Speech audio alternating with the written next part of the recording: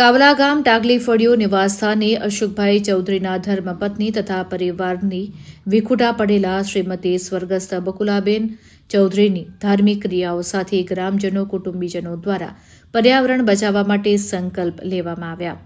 સ્વર્ગસ્થ બકુલાબેન ચૌધરીના નામ પર આંબાનું છોડ અર્પણ કરી વૃક્ષારોપણ સાથે વૃક્ષ વિતરણની સાથે દુર્લભ વનસ્પતિનું સીડબોલ વિતરણ કરાયું.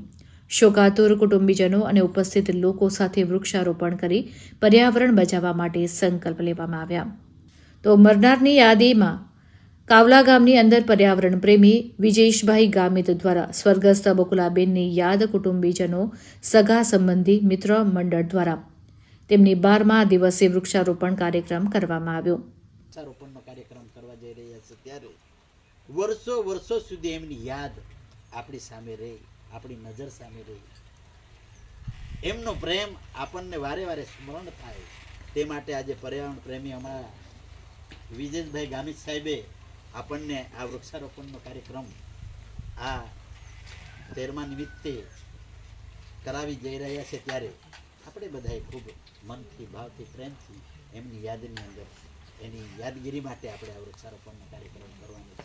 દરેકના જેને જેને આપ્યા છે તેમણે જઈને એના નામનું સેમ કરીને એમનું રોપાણ કરવાનું છે. બકુલાબેનના નામથી રોપજો, બરાબર છે? ચાલો.